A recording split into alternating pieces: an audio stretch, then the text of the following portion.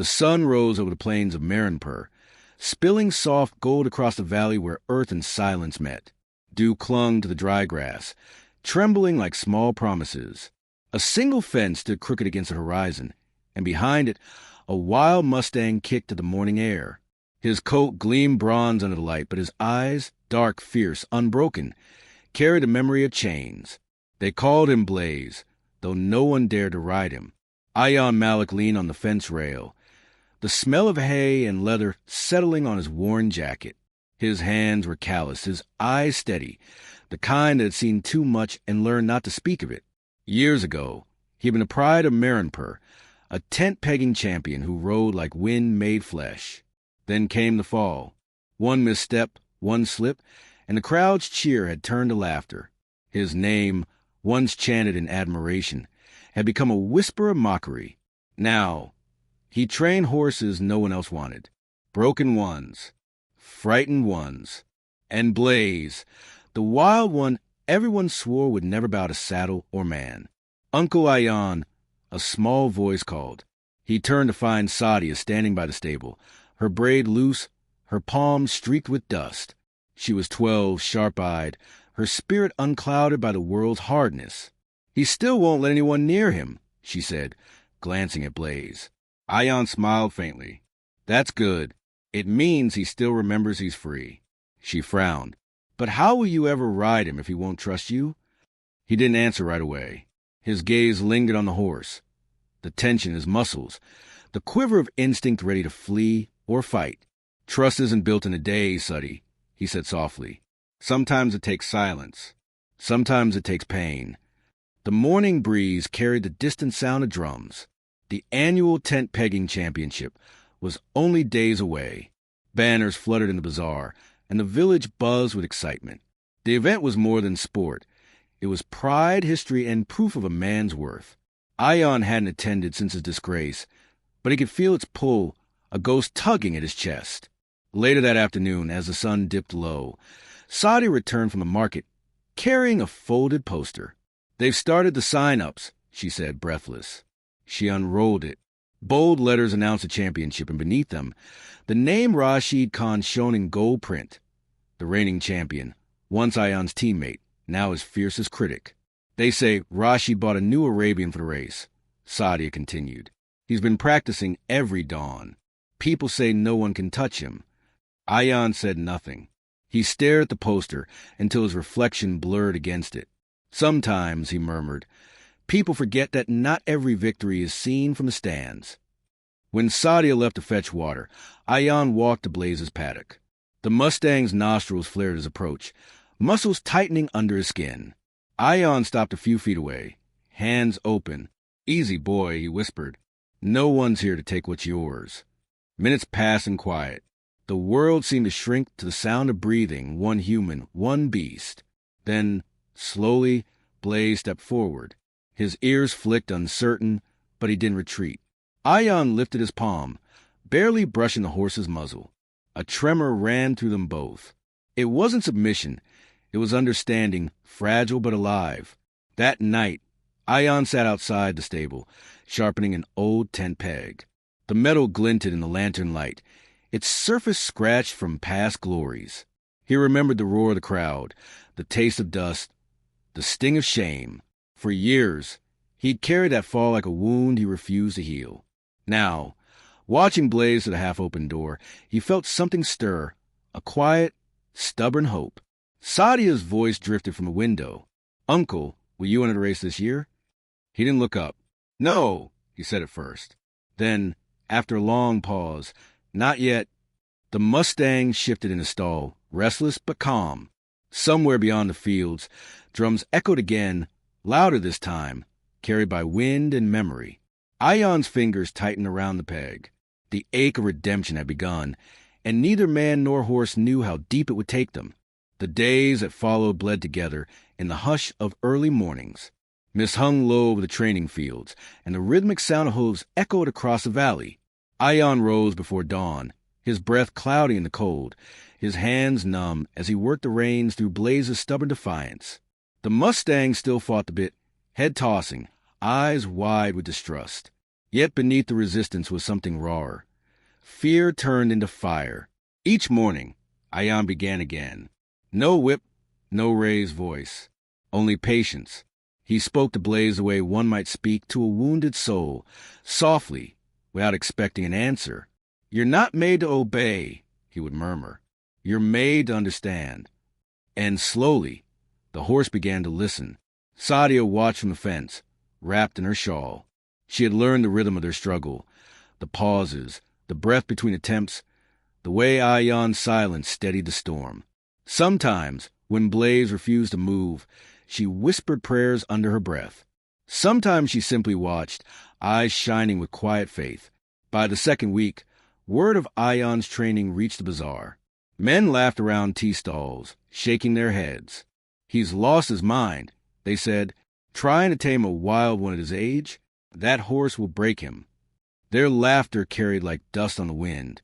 It was in the middle of that week when Rashid Khan appeared again, his white stallion gleaming like marble. He dismounted with the swagger of a man who had never known doubt.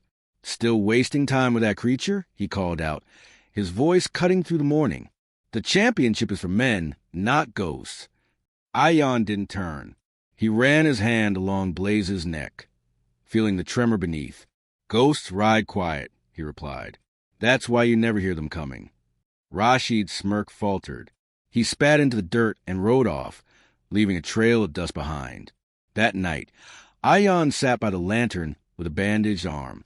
Blaze had bucked mid-gallop, throwing him into the dirt hard enough to crack his ribs. Sadia pressed a wet cloth to his bruised side, eyes full of worry. "You should rest," she said. "I am resting," he answered, though pain pulled at every breath. His gaze fell on Blaze's empty stall. "He's not fighting me anymore, Suddy. He's fighting what was done to him." She frowned. "Then you'll both have to heal together." Her words lingered long after she went to bed. Outside, the rain began, a thin, persistent drizzle that turned the earth to dark clay. Ion went to the paddock, despite the pain. Blaze stood under the lean-to, eyes bright in the lantern glow. Ion reached for the bridle, but instead of saddling him, he simply opened the gate. "Go on," he whispered. "No ropes tonight." The Mustang hesitated, then stepped into the rain. He lifted his head, water coursing down his mane, and for a long moment neither moved. Then Blaze began to trot, slow at first, then faster, hooves thundering against the soaked earth, muscles alive with freedom. Ion stood there, rain plastering his hair to his forehead, chest burning from the cold and the ache of ribs. For the first time in years, he smiled without pain. By morning, Blaze returned on his own, soaked and calm, muzzle nudging Ion's shoulder as if asking for another chance. That gesture, small and wordless, meant more than any applause ever could. In the days that followed, their bond deepened. Ion's movements became instinctive. Blaze began to follow his lean, his breath, the faint pressure of a knee. They no longer fought each other. They learned to move as one. As the championship neared, Sadia stitched a blue ribbon to Blaze's saddle. "For luck," she said. Ion tied an old silver tent ring, the remnant of his first trophy, to the bridle strap. "Not for luck," he said quietly. "For memory." When he led Blaze out at sunrise, the horse walked beside him without a rope, stepped steady and sure. The wind carried the scent of the coming festival, drums, dust, and destiny. Ion rested his hand on Blaze's neck and whispered, "Ready or not, the world will see what trust looks like." The Mustang's ears flicked forward, and for the first time, Ion felt the weight of hope shift from dream to promise. The morning of the championship arrived beneath a cloudless sky, the kind of blue that seemed too wide for the earth beneath it. Flags rippled along the edge of the tent pegging field, each one snapping in rhythm with the drums that rolled across the plain. Dust rose from the hooves of waiting horses, shimmering in sunlight like misted gold. The crowd buzzed with anticipation. Farmers, traders, children balanced on shoulders, old men in turbans leaning on their canes. It wasn't just a sport here. It was pride, heritage, and the memory of ancestors who had ridden into battle with nothing but a spear and faith. Ion arrived on foot, leading Blaze through the crowd. The Mustang's coat gleamed from careful grooming, but his eyes were still wild, alive with that same flame that once made villagers fear him. People stepped back as they passed, murmuring to one another. "That's the disgraced one," someone whispered. "The man who fell," another voice added. "And that's the horse he tamed or claims to." Ion heard them all, but he carried their words like old wind, noise, nothing more. Sadia followed a few steps behind, clutching the edge of her shawl. She had never seen her uncle look so still. There was no pride in his face, no anger, only a quiet resolve. "You don't have to prove anything," she said softly.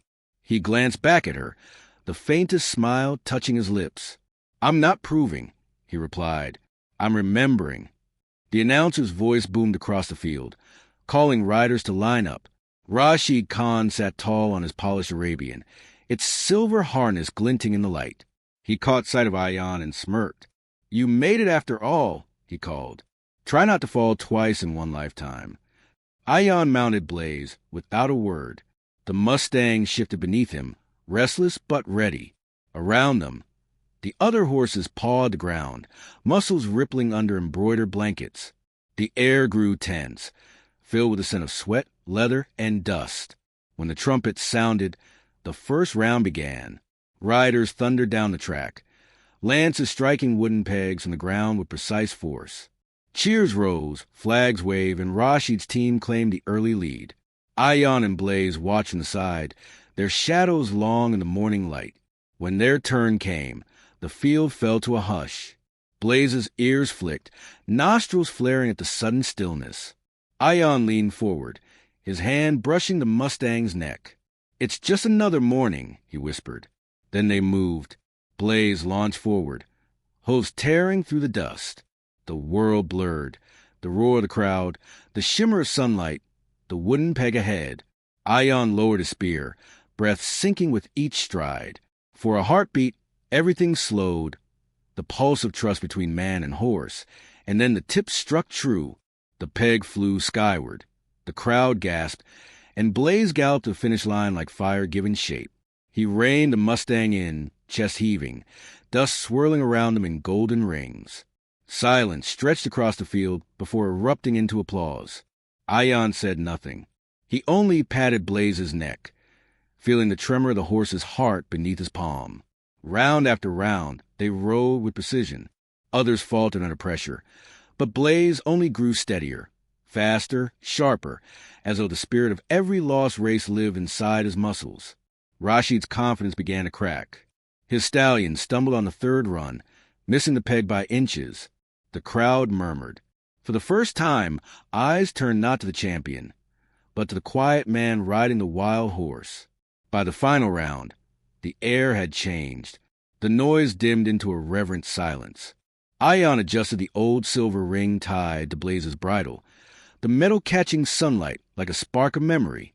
He exhaled slowly, lifted his spear, and let go of every ghost that had followed him here.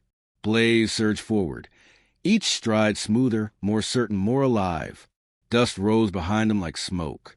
The spear struck the last peg cleanly, and for a long moment, time refused to move. Then the announcer's voice broke through the stillness. Winner, Ion Malik and his Mustang Blaze. Cheers erupted. Drums thundered.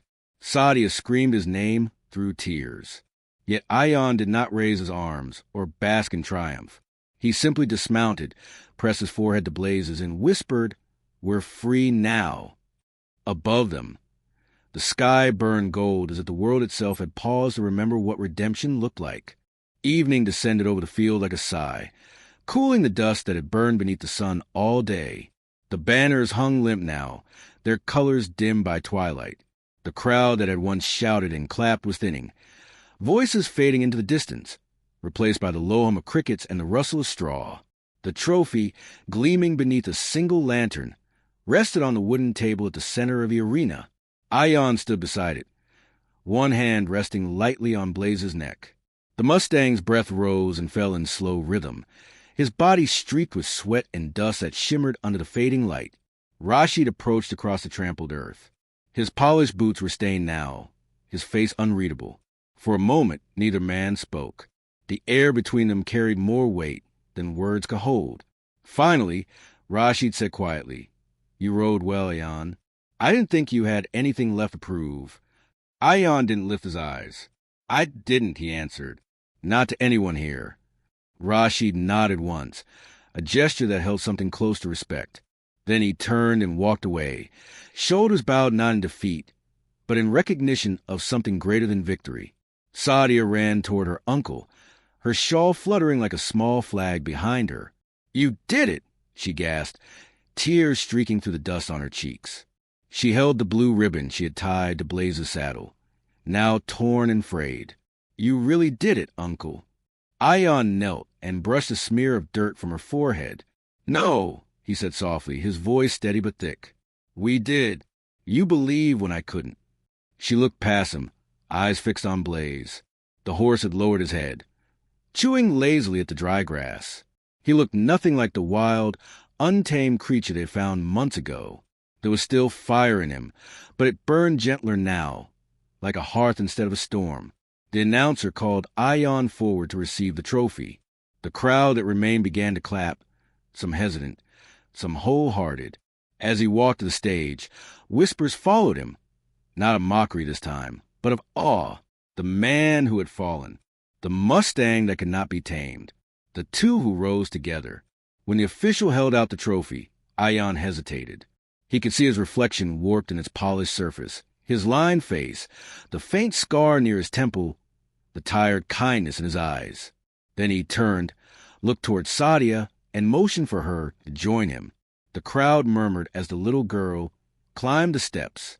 Ion knelt, placed a heavy trophy in her hands, and said, "He rode for you, Suddy, for every time you stood at the fence and refused to stop believing." Her eyes shone with tears as she hugged it close. The applause rose again, louder now, echoing through the valley until it met the edge of the hills. Later, after the lights dimmed and the crowd had gone, Ion led Blaze back toward the quiet of the stable.